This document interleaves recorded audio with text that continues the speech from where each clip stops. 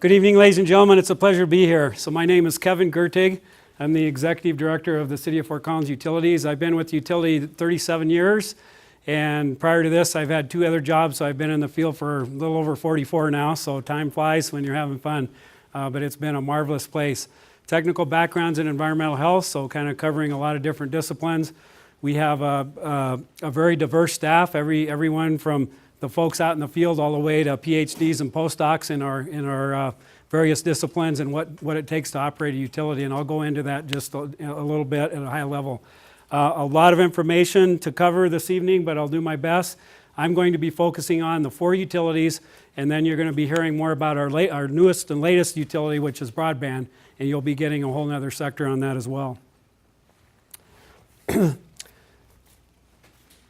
So one of the things about utilities that's fascinating, and I'm sure many of you are from all over the United States and perhaps the world, is that we operate in a pretty much invisible infrastructure.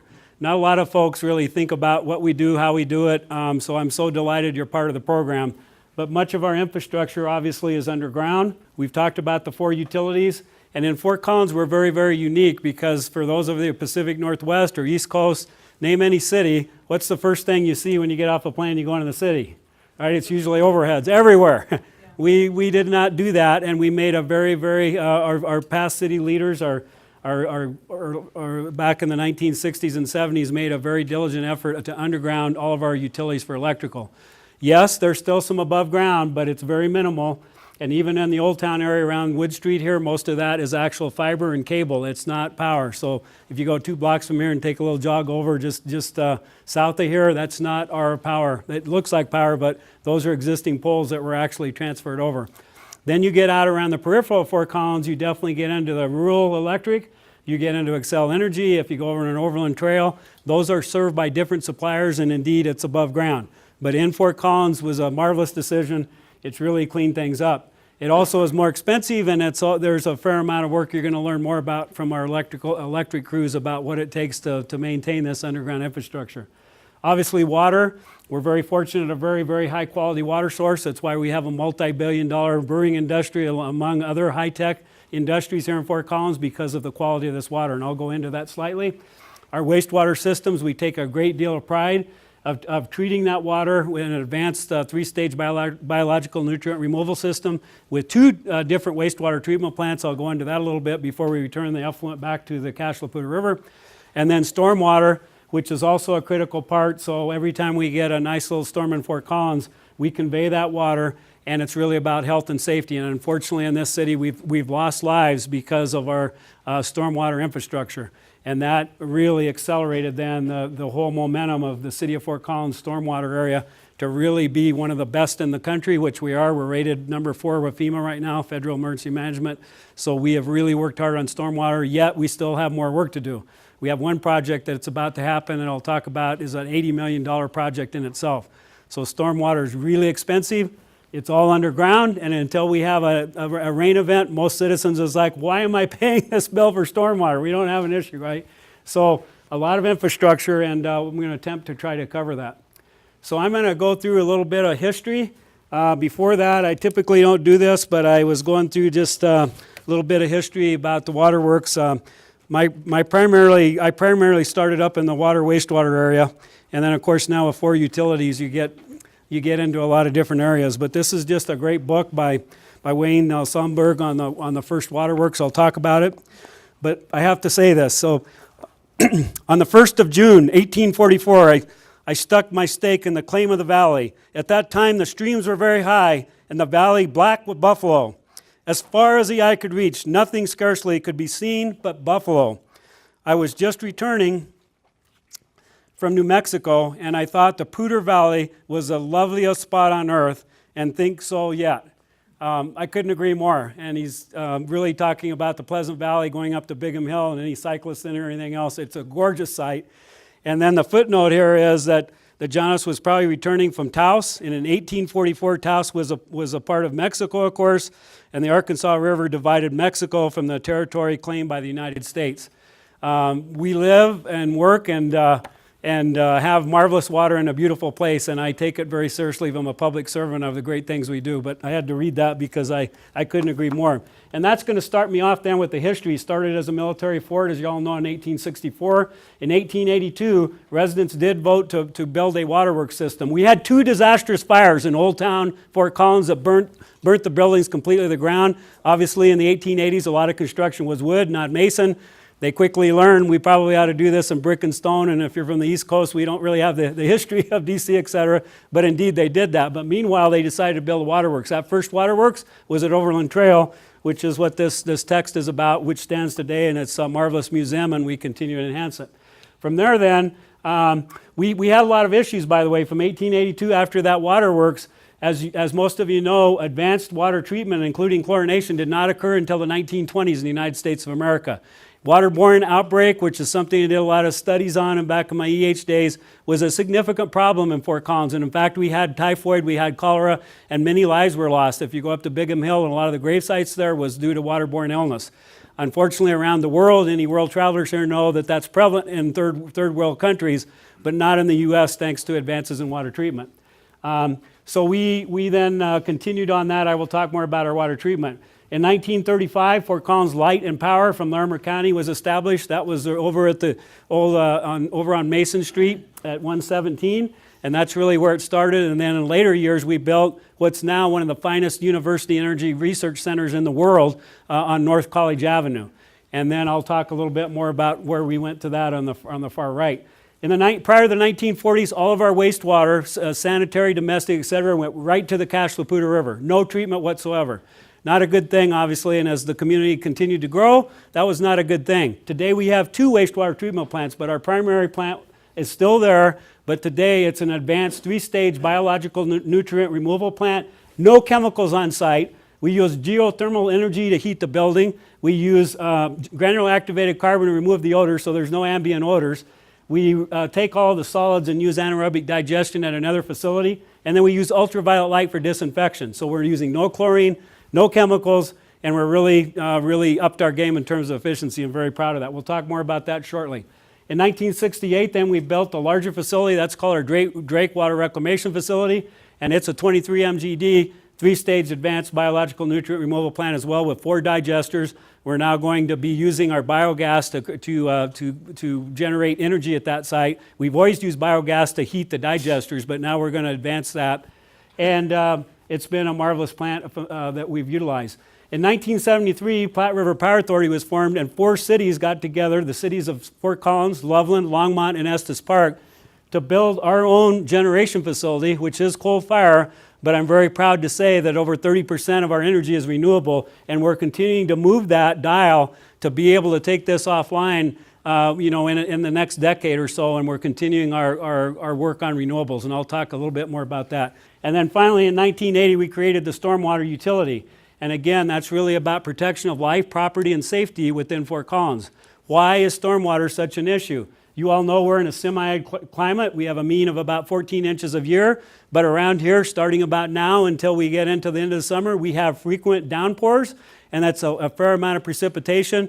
And our systems with the streets, with the gutters, etc., were not designed to take that kind of precip in a very low frame. The good news is we've made a lot of headway over the last 20 years. The other side of it is we have a lot of work to do, and it's very expensive to build large infrastructure underground to convey our stormwater back.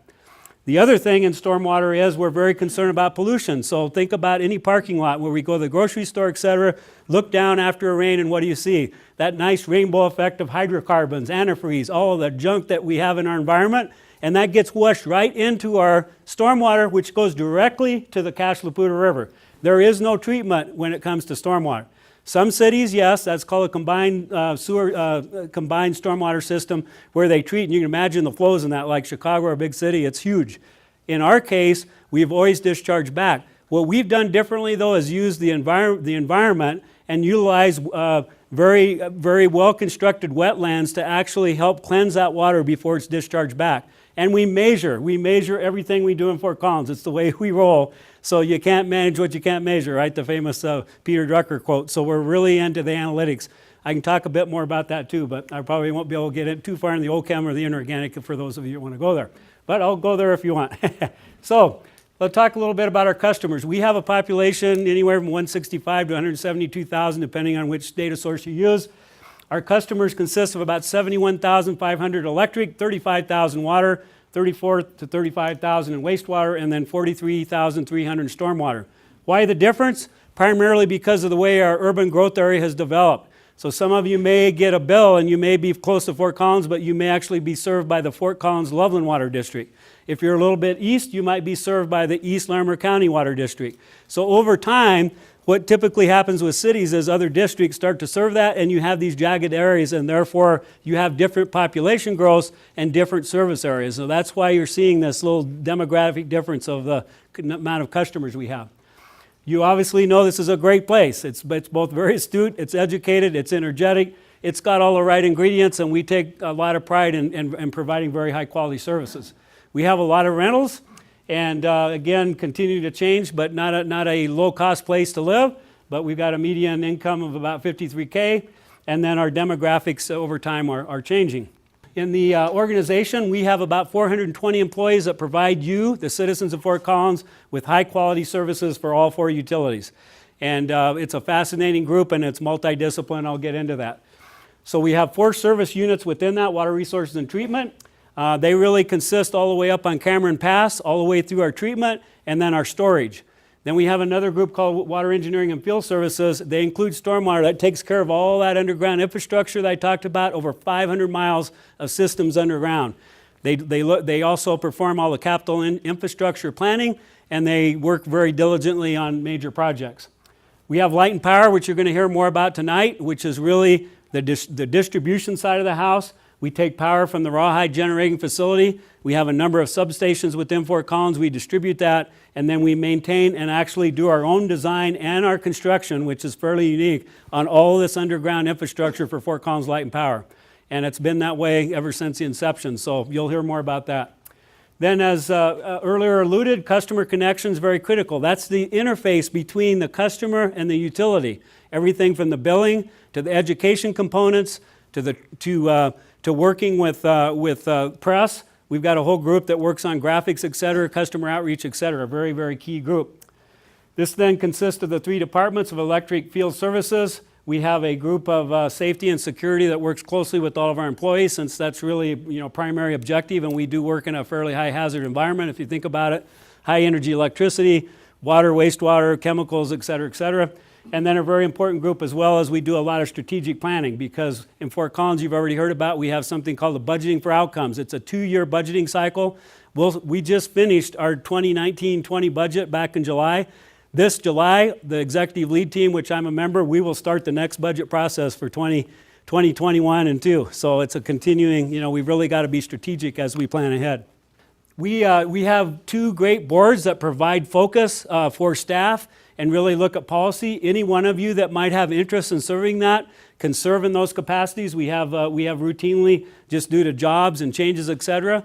But the women and men that serve on these boards really help staff align with key strategic objectives, the strategies I talked about, capital improvement projects, and then the water board is also is very involved in the stormwater from a guidance point of view. So both these boards are very, very important to staff. They meet monthly, and they're open to the public as well. So if you have interest, you can actually be able to visit the board and kind of find out what the topic is. All of the agendas are published, just like our city council, and it really provides us a lot of key expertise to the community, as well as giving staff guidance. So now I'm going to shift to the water utility. Again, I alluded earlier, we were established in 1882, a very, very proud history in Fort Collins. We maintain raw water supply. We are very fortunate to have 2 sources. Most communities in America only have 1, if they're lucky, but we have 2. We maintain over 544 miles of distribution system. We have over 13,000 valves, 3,800 fire hydrants. Again, water treatment and conveying of water is not just for the public for drinking water. If it was, we could probably have very small diameter lines and be fine. But don't forget, every community, every part of this community where you see a fire hydrant, we provide a vital source to fire protection for the entire community. and that's by standards. So when one starts to look around town, you're going to see how some people don't like hydrants, or Fido might like the hydrant, but I'm joking. Individuals, what this hydrant, it's interfering with my landscape, what have you. Very critical throughout the city, and critical for us to maintain the pressures, the fire flow, et cetera, for firefighters 24/7, 365, regardless. Very critical. 35,000 water meters, which are our advanced metering infrastructure. That means that we can actually read those meters via signal, and we completed that about 6 years ago.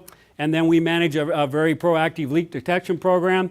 And this week we are celebrating Drinking Water Week that occurs every week to the women and men that serve our community 24/7 to make sure these services are doing what we need to do for our citizens. I've already talked about the first waterworks, so I can skip that. I had the privilege and honor of actually shutting down the Poudre Canyon plant, which is now Gateway Park. That facility served us well from 1904 till 1987. It was a pretty hard thing to put the final lockout tag out on an MCC, for those of you that know what that is, like an electrical panel with the initials, because that's what you do for safety, because it was a beautiful place to work, everyone. A bald eagle coming down the North Fork and taking off a trout, being able to walk around there, being able to work there 24/7. It was a fabulous place in the time. But we ceased operation there in 1987, consolidated all of our operations to one facility, and that one facility is located at 4316 West LaPorte Avenue. I'll get into that momentarily. So we constructed then in 1969. The city was growing. We had a lot of university students, and it wasn't 170K at that time, but we were starting to grow as a community. So they had to build a peaking plant, and they built that out on LaPorte Avenue. So back, for those of you around here, well, by Chrisman Field, and our first reservoir was built there along a peaking plant. That plant is still functioning. The main plant I'll talk about.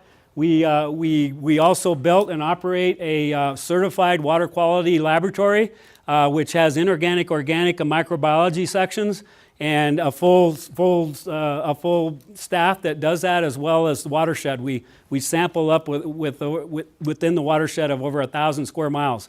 So we have a lot of activity, so we're constantly doing surveillance in our raw water, and we're constantly doing surveillance in our treated water throughout the system. Much of that's mandated by US EPA, the Colorado Department of Public Health and Environment, but it's also back to our standards, and this is what our customers and our businesses expect. So one can quickly ascertain what the inorganic, organic constituents are of our water. We publish the reports. You all get that through what's called a consumer confidence report, and we also have online information. And for anyone that buys bottled water, off the counter for $2.50 or whatever, take a look at the quality. I assure you, Fort Collins Water will meet your test, because we exceed most bottled waters. And the data's there. It's not my opinion. It's based on scientific data. Our treatment capacity at that facility at West LaPorte Avenue now is 87 million gallons per day. We have done a marvelous job of continuing to reduce the consumption of water, and that's really helped our overall design. So let's talk about our water supply demand management policy. We're about to update this. These are two different water sources. So over to my right is a photo of Joe Wright Reservoir, which we own and operate. We also own Halligan Reservoir, which I'll talk about later. This is a photograph of a tunnel project that we completed on the Michigan Ditch a few years ago, because we actually had the mountain sliding down on top and literally removing the road, kind of a horizontal shift. So we actually put a long tunnel, and the tunnel is operating very well. This is just the cribbing for it. And then over to this photo, of course, you all can recognize that Horsetooth Reservoir or Colorado Big Thompson water. So those two sources. What's important about a water supply demand management policy is it really governs where we go as a city, and it looks at both our demand, our raw water amount, as well as what the cost of that water is, and then how we use that water. So we're about to update that, and this would be an example where you as the citizens or anyone that's interested, we will involve the public for public input, and we also want to be very transparent of where are we going as a city for our water supply policy. Water in Colorado, I don't have to remind you all, is liquid gold. It is literally liquid gold. It is very expensive, if you can even get the water, because most of the water is spoken for, and most of the water is getting transferred from agriculture, which is really our roots in the whole northern Colorado region, right, to municipal. And the question is, where is that not going to align? And so a lot of planning is going on. The things like Northern Integrated Supply Project, or so-called NISP, the Windy Gap Project, the Halligan Project, all of these projects are a direct result of other cities needing water, and they don't have a place to store the water, much less the water rights. So we are very fortunate. We have over $1 billion of water right portfolio in Fort Collins. Why is that? Because we had leaders that planned to the future of Fort Collins. They did an excellent job. Our issue is we've got to have a bucket to put that in. That's why we're trying to increase the size of Halligan Reservoir. So every city is a little different. There are most people in northern Colorado I think would be a little envious. We've done a good job of securing well water, but we got to have, I guess the analogy I'd have is like a savings account or retirement account. You got to have a place to put that and then start to bring that off as one needs it, right? So a lot of work to be done there. This is a photograph of Halligan Reservoir. Halligan is an existing reservoir that was built by North Poudre Irrigation back in the early 1900s. It will provide a reliable supply. We're simply wanting to expand this. It's not simple, but this is what we're trying to do, from 6,400 acre feet to 14,500 feet by raising this existing dam, which you can see is over 100 years old, another 25 feet. And so we're doing geotech, et cetera. We won't just go in there and put something on. There'll be a lot of engineering involved. We want to improve the river habitat downstream, so this is a win-win. We don't want to just dam up the water and no flow. Our whole objective is, if you're going to do something, improve the environment, not negate the environment. So we're working with Colorado Parks and Wildlife on that. We started this process in 2006 and we still do not have a permit. It's a very lengthy process to do that. We are hoping that our draft environmental impact statement, which you all will be able to read, will be available in the fall. It was supposed to be here in the next month, but it got delayed again. So this has been a long project, a lot of work. From my point of view, this is critical. It is absolutely critical because it's not a matter of when it's going to happen, or if it's going to happen, rather. It's when and a timing that we're going to have the same issue that California, Texas, Arizona, I could go on and on, of all the states that you read about in the last few years that have had climate change episodes of not having precipitation, whether you subscribe to that title or not. I personally believe in it from the standpoint of what we're seeing dynamics. We need a supply that is reliable for our community. And then, of course, you have to have plans in place in case you have drought management. We have drought management plans as well. What that means is you got to shift your use if we have a drought. But right now, we need to have more storage to really maintain our supply and everything else we have in northern Colorado. So we'll be working on that. So moving on to wastewater, I got to step it up. We installed our first sewer lines in 1888, so we go way back. Constructed, as I said, our first plant at Mulberry in 1948. We maintain our wastewater collection system, over 400 miles of collection system, over 10,600 manholes, and we are constantly treating 24/7 our wastewater to exceed what the federal, local, state, federal requirements are for water quality. We take this very, very seriously. We're very proud of our facility. This is a photograph of ultraviolet light. So we were able to remove chlorine gas. Up until a year ago, we were using chlorine gas, which is the most common disinfectant in the United States of America. Obviously has a lot of hazards with it. And then we were actually dechlorinating the chlorine with sulfur dioxide. We've eliminated all that. So we've taken care of that by using UV light. It's a marvelous disinfectant. Not a low-cost project, but we've been able to do that. So here's two aerials of it, give you an idea. Most of you have probably driven by our Mulberry as you're coming into town if you come in that area. This facility, Drake, our largest facility, 23 million gallons per day, located on Environmental Drive just off Drake. And you can see it's a pretty large complex and involves a lot of unit processes, and we're very, very proud of our facility. We also have another laboratory at that site. It's called a pollution control laboratory. It also has microbiology, inorganic, organic capability as far as analysis, and then a lot of microbiology, as you can imagine. So in the wastewater world, this is all about an incubator, and what we try to do is create an environment that microorganisms break down the organic waste coming in.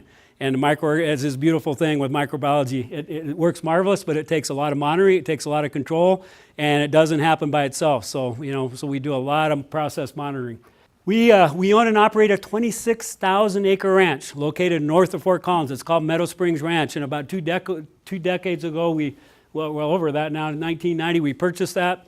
From our process at the plant, we have 4 digesters, as I alluded to earlier. Those biosolids then get trucked up. There's about 8 loads a week, go up to our ranch. We distribute it. It's via GPS. It's not just we go out and spread it on the land. And then every year we rotate about 1,000 head of cattle onto that property. We also monitor exclusively all the groundwater at that site. We work with EPA, we work with Colorado State Agronomy, et cetera. It's a very long program. But, it equates to about 545 semi-loads a year that go up there. So almost daily we're taking solids up. Stormwater, quickly created in 1980. We have a lot of underground drainage pipes, over 180 miles. I've already talked about why it's important. And then we continue to provide ongoing education and outreach, and then we have a very active rehab program as well as an environmental program in that area. Finally, Light and Power. I'm so fortunate and blessed to work with the best in the country. We were established in 1935. We started out at that power plant on North College that operated until 1973. We now are part owner of Platte River Power Authority, combined 4 cities. And that plant, as you can see, we have over 20 megawatts of solar. We're just about to put on 140 megawatts of wind up north in Wyoming. We're going to bring that down across the ranch. So we are slowly but surely getting into renewables. I'm very, very pleased. We also have large battery storage array, on and on and on. So a lot of work's going on in that arena. Underground project, this is before, so getting back to the visual, this is what our alleyways look before and then after.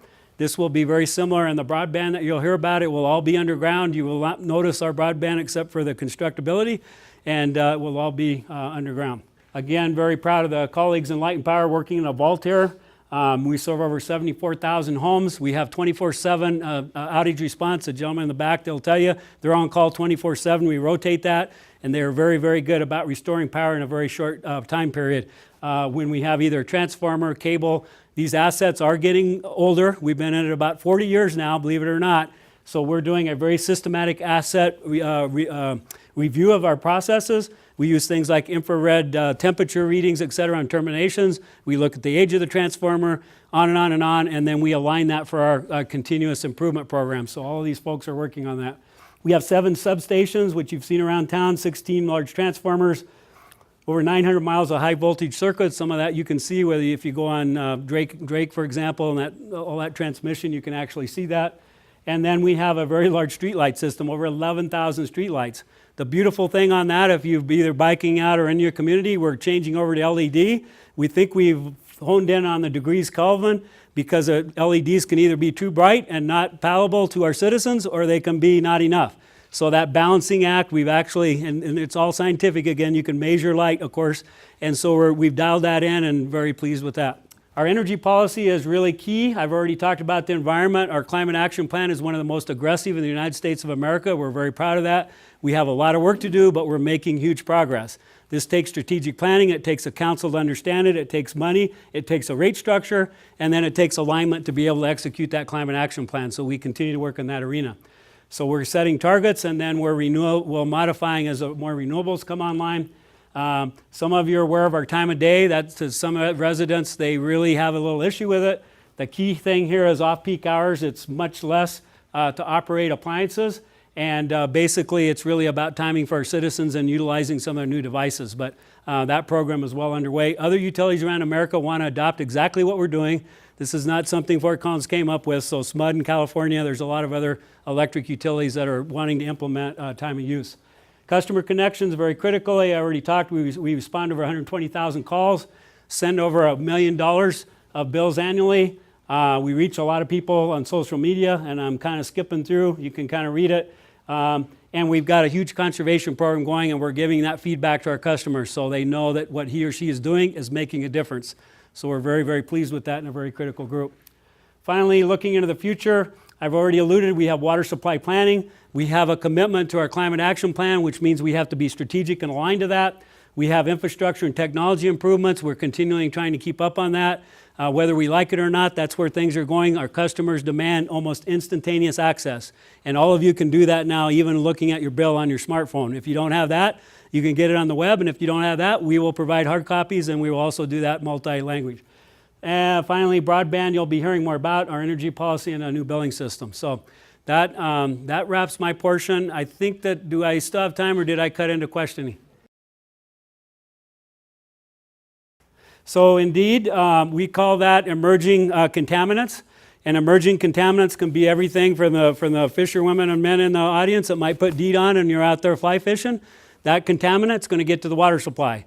It could be DEET from mosquito. We worry about what, on and on and on. Microplastics are very much the same kind of thing. So think for a moment of what happens at one of the fast food places with the little straws. Those straws, unfortunately, find their way into our water supply and decompose. And when they decompose, they get into a micro level, which is hence microplastics. That ends up as an organic constituent in water. The health effects are still being reviewed. One of the things in our business, we are public health as well. You can see we do a lot of touch points. We have to rely on the expertise of United States Geological Survey, United States EPA, Center for Disease Control, all of the professionals that are in the medical area. Research is currently going on. The concern on microplastics is that it degrades, is getting into our supply, and therefore it could be an issue for consumption.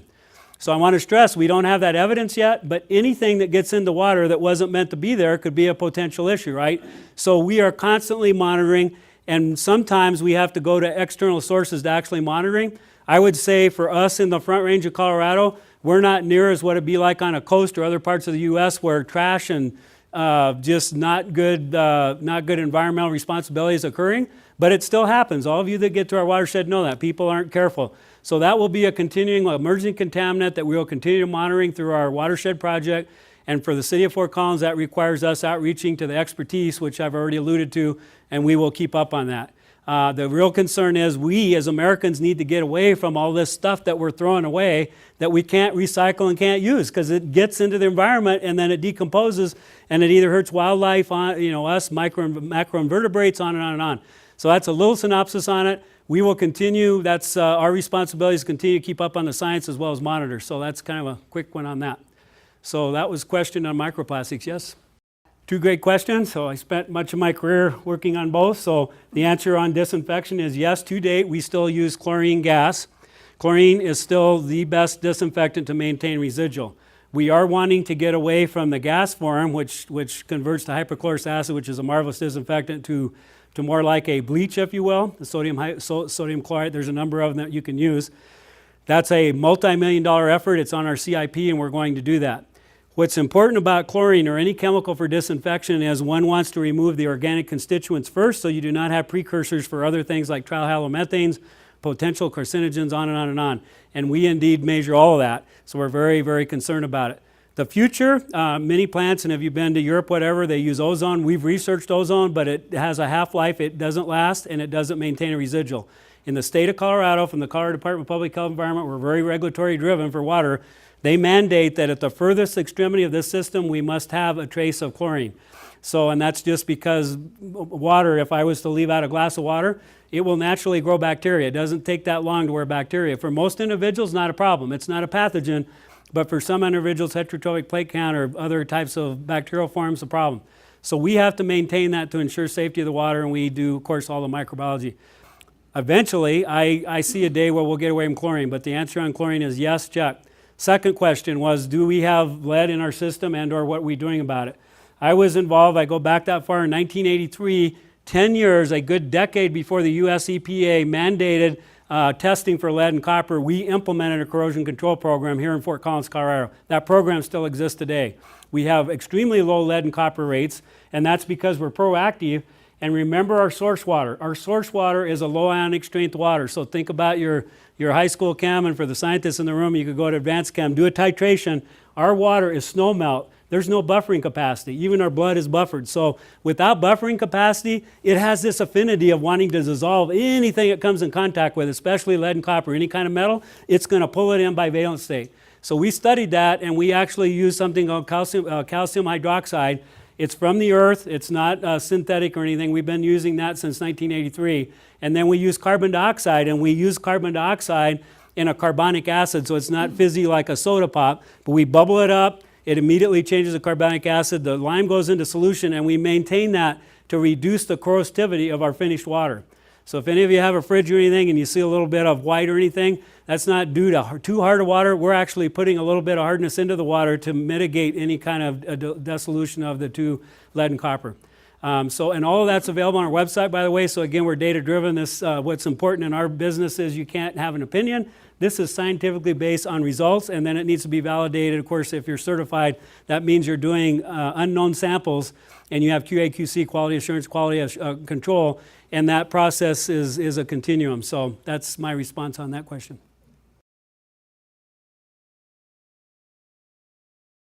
The answer is yes, and really the optimum would be that we have most all residences with solar, and that may happen someday.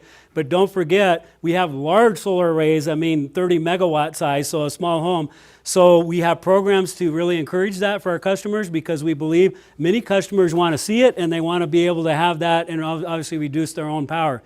And then combined with that, we're looking at holistically a very large scale, because we're talking 50 acres of solar. At Rawhide now we have over 50 acres. That's only for 20, and now we're adding another 20 megawatts. So the combination thereof will get us to our climate action goals. So my response is yes, and we want more, and we will continue on this endeavor. And then there's a balancing act, of course, of how we navigate that for our cost of service to our customer. Because most customers say, I don't want to pay anything.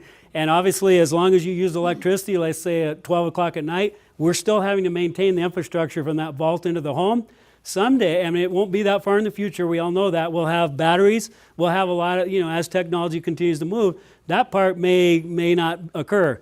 I would say for the next few decades, that interconnectability, and what we'll have to do is maintain that cost structure to not only maintain that, but have residents such as yourself, and congrats and nice job to have the solar. No, really, it's a great thing, and we will continue as a utility encourage that, there's no doubt. Would it be a mandate? Probably not. Could it happen in the future? I can't really project that, but I'm thankful that folks like you are doing it, and obviously you can just take it to another level. What we see, and I can't get into it today, but anyone that's got an EV, electric vehicle, that's actually a prosumer. You can actually park that tonight. 90% of the time we're not driving our vehicle. Why not use the battery of your whatever it is, Leaf or your Tesla? That energy can go back into the system. And then at a certain time of the day when the rates are low, charge it, and we can all work on a symbiotic relationship, much like microorganisms do. Beautiful thing. All this will take time, but that's just one opinion that I have. I think we're going to get there. I was talking to the mayor today, and he believes in all this as well. So we're just going to keep working on that. So thank you. Right. So we can provide that for you if you're a customer of Fort Collins Utilities. We actually like to do that, and simply go onto our website, www.fcgov.com, into water quality. They can come out and actually do that.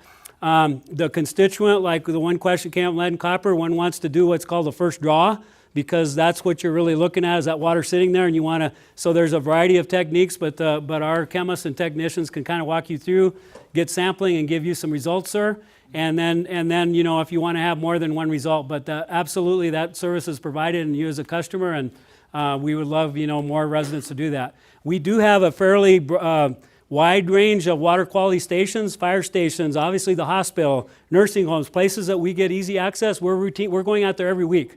We're doing over 80,000 tests a year, everyone, in our system alone. It's very advanced. And then we have online, et cetera. But someone like yourself, obviously, to go to every door and so on with a 1930s home or whatever, it'd be very difficult. But that service would be provided, and I encourage you to do so. Absolute pleasure to be here this evening, ladies and gentlemen. And I'll hang around if there's any questions after. I know you're going to be going to Light and Power. They'll give you my contact. It's real simple. It's kgertig@fcgov.com. It's an honor to be here at the utility. It's great to have you all, and have a great evening with my other colleagues.